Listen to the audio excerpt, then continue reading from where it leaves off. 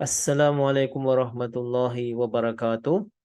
Kita akan sambung pada ayat yang seterusnya. A'udzubillahi minasyaitonirrajim. Bismillahirrahmanirrahim. Ini tanda soal. Apakah ataukah? Ha? Hasib. Hasib ni kita dah belajar sebelumnya, mengira. Hasib mengira atau menganggap. Kamu. Hasibtum, apakah kamu menganggap atau kamu mengira?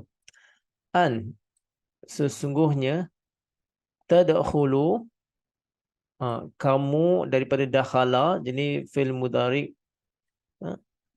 Tadkhulu, kamu, kepada kamu akan masuk, kamu semua akan masuk al-jannah, iaitu syurga.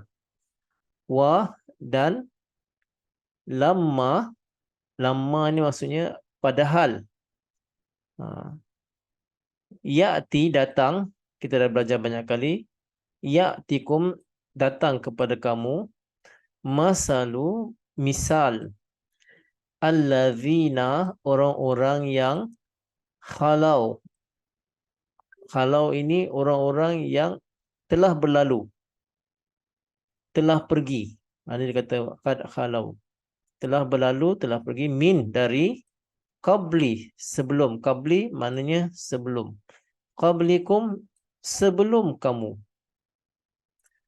Masat ni dari masa. Masa itu maksudnya menyentuh sesuatu tanpa ada halangan. Maknanya dia betul-betul menyentuh, merasakan. Jadi sini masathum, mereka telah merasakan. Ba'sa ni pun kita dah belajar sebelum ini. Ba'sa ni maksudnya satu kesukarahan, kepayahan. Ba'sa juga boleh maksud peperangan. Itu pun boleh bermaksud ataupun perkelahian, pun boleh maksud ba'sa. Dan darra. Darra ini maksudnya kerugian. Sama juga lebih kurang macam ba'sa tadi, kerugian, kesusahan, tapi dia lebih pada maksud kehilangan harta benda. Boleh jadi juga maksud kemarau. Itu pun maksud darra, bala bencana. Okey. Ba'sa wa darra, kesengsaraan ataupun kesusahan. Dan zulzilu. Zulzilu ini daripada zilzalah. Kita pun ada dalam Al-Quran pun ada surah zilzal. Maknanya surah guncangan atau gempa bumi. Jadi di sini zulzilu, diguncangkan. Kamu semua diguncangkan. Mereka semua diguncangkan. Hatta, sehingga, yaqulu, mereka menyatakan, ar-rasul, kepada Rasul, iaitu kepada Rasulullah sallallahu alaihi wasallam. Sebab di sini ada alif lam ta'rif, kepada Rasulullah sallallahu alaihi wasallam. Dan allazina, orang-orang yang amanu, telah beriman, bersama nya. Ma'ahu, bersamanya. Nya ni kembali kepada Rasulullah sallallahu alaihi wasallam. Mata, bila, kapan. Nasrun, ni pertolongan Allah. Nasrullah, pertolongan Allah Ta'ala. Ala, apakah tidak. Inna, sesungguhnya. Nasrullah, nasran pertolongan tadi. Nasrullahi, pertolongan Allah Ta'ala itu qarib, sangat dekat. Ini ada balaghah sini, balaghah maknanya qarib, sangat dekat. Baiklah kita lihat pada terjemahannya yang mudah. Am hasibtum an tadkhulul jannata walamma ya'tikum masalul ladzina khalau min qablikum. Apakah kamu menganggap untuk masuk ke dalam syurga itu, atau mudah untuk masuk ke dalam syurga itu? Walamma, padahal, ya'tikum, telah datangkan misal orang-orang yang telah berlalu sebelum kamu. Orang-orang yang misal sebelum kamu, bagaimana keadaan mereka digambarkan di sini. Massatuhumul ba'sa wa darra'u wa zuzilu hatta yakul lar rasul wallazina amanu ma'ahu mata nasrullah. Mereka semua telah merasakan kesusahan, kepayahan sehingga mengguncangkan diri mereka. Sehingga mereka bertanyakan kepada Rasul itu dan orang-orang yang beriman kepada Rasul itu, bila pertolongan daripada Allah Ta'ala? Ala inna nasrullahi qarib. Sesungguhnya pertolongan Allah Ta'ala itu telah sangat dekat. Okey. Jadi ayat ini menggambarkan kepada kita bahawa syurga yang dijanjikan kepada kita itu yang luasnya, yang sangat luas, kita tak dapat bayangkan, kita tak dapat nak kira betapa luasnya syurga itu. Betapa penuh nikmat di dalam syurga itu. Apapun kemahuan kita akan disempurnakan di sana. Syurga yang seperti itu, yang digambarkan seperti itu, untuk memasukinya bukan mudah sebenarnya. Ayat ini cuba sampaikan. Bukan mudah. Banyak perjuangan, banyak susah payah, banyak pengorbanan yang kita perlu sembahkan untuk menjadikan kita layak masuk ke dalam ahli syurga itu. Sebab itu digambarkan di sini. Padahal orang-orang sebelum kamu pun lihat bagaimana keadaan mereka, orang-orang sebelum kita. Mereka mereka merasakan. Tadi kita belajar sentuh. Sentuh ni memang sentuh, tapi dia punya maksud lain, dia tauriah, maksud yang jauh ni tu, maksud yang sebenar tu, merasakan. Ba'sa wa darra, mereka merasakan susah, kesengsaraan, kepayahan. Jadi ini memang benar. Ujian itu penting untuk kita memanjatkan doa kepada Allah Subhanahu Wa Taala. Apabila kita menghadapi kesusahan, kepayahan, dan ini membuatkan orang-orang yang beriman nanti dia mahu berdoa kepada Allah Subhanahu Wa Taala, memohon pertolongan daripada Allah Subhanahu Wa Taala. Kemudian dikatakan lagi wal zulzilu hatta yaqulu rasul, dan diguncangkan. Mereka juga sangat hebat dah cubaan tadi, ujian tadi, sehingga kan mengguncangkan mereka, membuatkan mereka menggelabah, menjadikan mereka sangat risau. Apa yang akan terjadi seterusnya? Maka itu dikatakan zuzilu, mereka diguncangkan dengan hebat sehingga mereka bertanya kepada Rasul, ya Rasul dan orang-orang yang beriman, mata nasrullah, bila pertolongan Allah Ta'ala itu? Jadi bila dikatakan mata nasrullah ni, mata ini bila dikatakan maksud kita bertanya bila, berkaitan dengan waktu. Tapi ayat ini bukanlah bermaksud Rasulullah SAW atau orang-orang yang beriman itu kecewa. Bila ditanyakan mata nasrullah ini, bukan kecewa, bukan maksud mereka kecewa, tidak. Ini mata nasrullah ini maksudnya mereka untuk menguatkan keimanan mereka lagi. Mereka yakin mereka akan mencapai kemenangan, tapi kemenangan yang akan dicapai itu bukan mudah. Memang perlu ada ujian. Tetapi bila mereka melihat di hadapan ujian yang benar-benar dah berada di hadapan mereka, sehingga kan mereka bertanya bagaimana pertolongan Allah Subhanahu Wa Taala itu.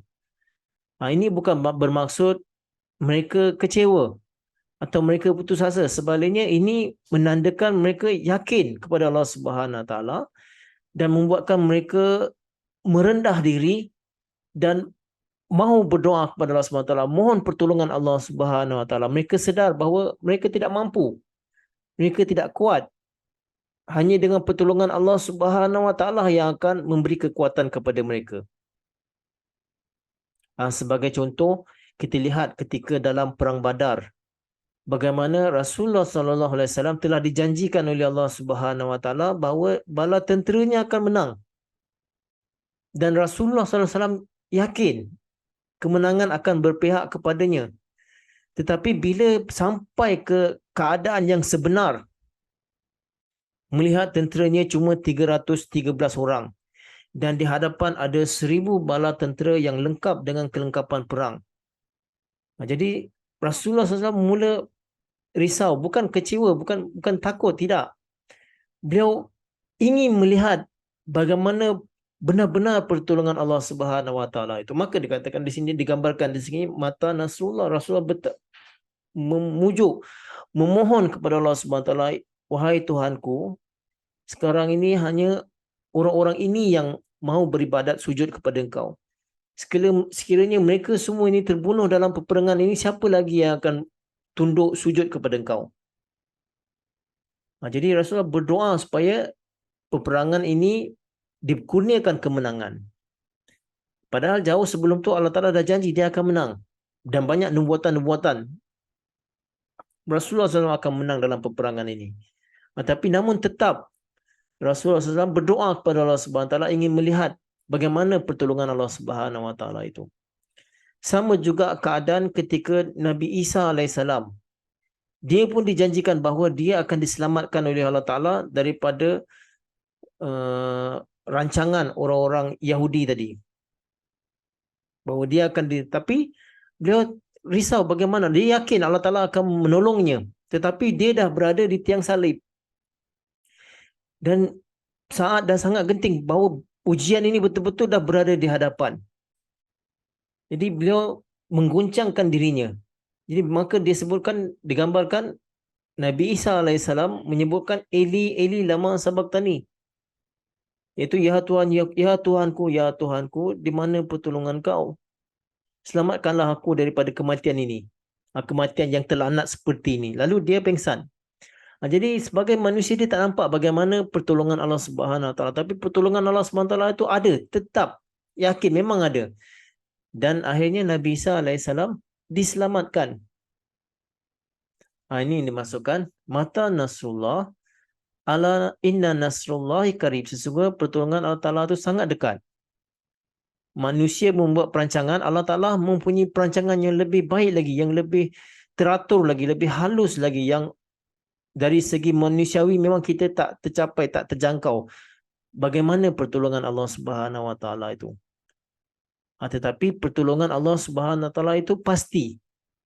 Jadi ayat ini menggambarkan kepada kita orang-orang yang beriman bahawa untuk melayakkan kita menjadi ahli syurga bukan mudah. Kita akan diberi ujian dari Allah Subhanahu Wa Taala. Dengan ujian itu, kalau kita bersabar, kalau kita bertahan, kita akan mendapatkan kurnia daripada Allah Subhanahu Wa Taala. Dan selalunya ujian itu kita mampu mengatasinya. Sebab itu dalam surah Al-Baqarah di terakhir nanti disebutkan la yukallifullahu nafsan illa usaha. Allah Ta'ala tak akan memberikan satu ujian itu yang kita tidak mampu menghadapinya. Sebenarnya ujian yang datang kepada orang-orang yang beriman ini, mereka benar-benar mampu untuk menghadapinya. Sama ada kehilangan harta benda ke, kehilangan nyawa sekalipun, mereka tetap boleh hadapi. Mereka tetap tidak kecewa, tidak berputus harap, tidak meninggalkan Allah dan Rasulnya. Mereka tetap yakin bahawa satu hari mereka akan berjaya. Dan mereka teruskan perjuangan itu. Bukan duduk diam, mereka teruskan perjuangan itu. Tetapi berbeza. Kalau orang yang benar-benar diazab oleh Allah Subhanahu Wa Taala, bila ada kehilangan saja, kerugian saja, dia akan mengeluh. Dia akan mengamuk, dia akan mula caci maki. Itu memang kalau Allah Ta'ala nak timpakan azab untuk mereka, mereka akan bersedih. Tapi bukan untuk orang-orang beriman. Jadi dengan adanya ujian ini, membuatkan orang-orang beriman itu malah berterima kasih kepada Allah Subhanahu Wa Taala. Mereka dapat rasakan bahawa ini satu ujian yang besar untuk mereka dan mereka berjaya menghadapinya. Mereka bersyukur, mereka berjaya menghadapinya dan mereka bersyukur kerana Allah Ta'ala kurniakan ketabahan kepada mereka. Kemudian nanti kalau di hadapan lagi ada ujian lagi, seterusnya pun mereka akan terus berjaya boleh menghadapinya. Kalau di awal tadi mereka diuji, kemudian seterusnya insyaAllah banyak ujian lagi pun mereka dapat menghadapinya. Ini ciri-ciri orang yang beriman. Bukan orang-orang yang tidak yakin, orang yang was-was. Orang-orang yang mahu ditimpakan azab oleh Allah Subhanahu Wa Taala. Baru diterima kerugian sikit saja, baru diterima kehilangan sedikit saja, dia dah mula mengeluh. Dia dah mula salahkan Allah. salahkan jemaat, salahkan Islam. Semua orang salah. Dia mudah menyalahkan orang lain. Ini merupakan azab untuk orang itu. Tapi di sini bukan untuk orang-orang beriman. Orang-orang beriman akan terus tabah. Kalau satu ujian dia berjaya lepas ni, insya-Allah ujian-ujian yang seterusnya mereka boleh hadapinya. Dan mereka dengan sabar, dengan tabah akan berjaya menghadapinya. Ini ayat ini yang cuba digambarkan. Jadi kita perlu menilai diri kita masing-masing. Apakah nanti kita mampu untuk menghadapi ujian daripada Allah Subhanahu Wa Taala? Kalau datang ujian daripada Allah Subhanahu Wa Taala pada diri kita, apakah kita mampu menghadapinya atau kita akan mengeluh, akan berpatah balik? Jadi ini adalah ujian untuk diri kita. Dan saya juga banyak kali sebelum ni saya dah ajarkan bahawa ujian itu penting. Jadi ujian itu untuk menilai tahap mana keimanan kita. Seperti contoh yang banyak kali saya berikan sebelum ni. Dalam sekolah kita belajar. Ada ujian. Apakah tujuan ujian diadakan di sekolah itu untuk menggagalkan semua pelajar? Tidak. Tujuan ujian itu diadakan untuk menilai tahap mana pelajar-pelajar itu. Apakah mereka berusaha atau mereka tak berusaha. Atau mereka benar-benar berusaha bersungguh-sungguh untuk mencapai kejayaan. Jadi itu tujuan ujian itu diadakan. Jadi sama juga dengan sifat Allah Subhanahu Wa Taala yang mahu memberi ujian kepada manusia, kepada orang-orang beriman. Melihat tahap mana kemampuan mereka. Dan memang kemampuan kita semua tak sama. Si Anu dan si Fulan, kemampuan dia tak bersama. Mungkin si Fulan dia mampu menghadapi ujian sehingga kehilangan nyawa. Mungkin seorang lagi memang tak mampu. Dia tak sanggup akan kehilangan anak isterinya. Jadi Allah Ta'ala tahu dia tak bagi ujian kepada itu seseorang itu. Seperti yang saya sebutkan tadi, la yukallifullahu nafsan illa usaha. Tapi Allah Ta'ala akan beri ujian yang sebenarnya kita mampu untuk menghadapinya. Kecuali untuk orang-orang yang Allah Ta'ala nak timpakan azab kepada mereka, mereka memang tak mampu. Mereka akan merajuk, marah dan mencaci maki. Baiklah kita lihat pada ayat yang seterusnya. Yas'aluna. Mereka bertanyakan. Semalam kita belajar sawala. Jadi sal tu kata perintah ni. Yas'aluna ni fil mudhari. Mereka bertanyakan kepada engkau. Madza, apa yang yunfikun perlu dibelanjakan. Ni infak. Jadi yunfikun fil mudhari majhul yang mereka perlu belanjakan. Kul, kata perintah, katakanlah. Ma, apa-apa anfaktum kamu belanjakan, kamu, apa-apa yang kamu belanjakan, apa-apa yang kamu infakkan, min, dari khairin, yang baik, fa, maka lil, bagi walidaini, kepada kedua orang tua, wah, dan akrabina, kepada kaum kerabat, saudara mara kita yang terdekat, wah, dan al-yatama, kepada anak-anak yatim, wah, dan masakin, kepada orang-orang miskin, wah, dan ibnis sabil, orang-orang yang dalam perjalanan atau orang-orang yang bermusafir, wah, dan ma, apa-apa taf'alu kamu laksanakan, kamu lakukan daripada fa'ala, kamu laksanakan, min, dari khairin, kebaikan itu, fa, maka inna, sesungguhnya Allah bihi, bi dengan hi, dengannya itu, alim, sangat mengetahui. Okey, terjemahannya yang mudah. Yas'alunaka madza yunfiqun. Mereka bertanyakan kepada engkau apa yang perlu mereka belanjakan. Kul ma anfaqtum min khairin, maka katakanlah apa yang kamu belanjakan daripada kebaikan itu, benda-benda yang baik itu, falil walidaini wal akrabina wal yatama wal masakina wa banis sabil, kepada orang tua kamu, kepada kaum kerabat kamu, kepada anak-anak yatim, dan kepada orang miskin, dan kepada orang-orang yang musafir. Wa ma taf'alu min khairin, maka apa-apa kebaikan yang kamu lakukan, fa innallaha bi alim, maka sesungguhnya Allah Taala sangat mengetahui akan hal itu, tentang perkara itu. Okey. Jadi di sini di ayat atas tadi kita dah terangkan bagaimana perlu ada pengorbanan, ada ujian. Bila Rasulullah SAW gambarkan kepada para sahabat, para orang beriman, orang Islam, bahawa mereka akan menghadapi ujian daripada Allah Subhanahu Wa Taala.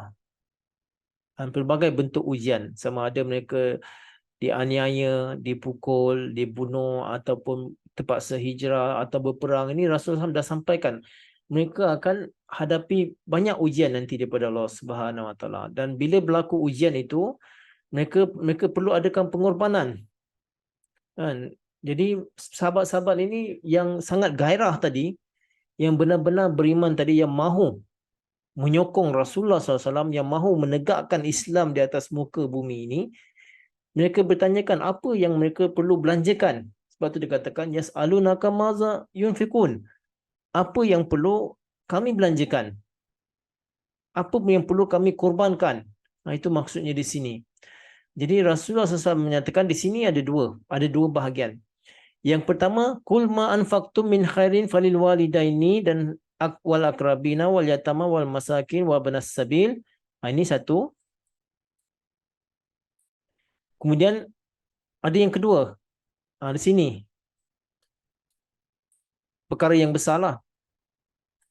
Kutiba alaikumul qital. Tapi ayat ini tak sempat. Ayat ini saya akan sampaikan minggu depan. Maknanya telah diwajibkan ke atas kamu berperang. Ini kemudian mereka perlu belanjakan ketika berperang nanti.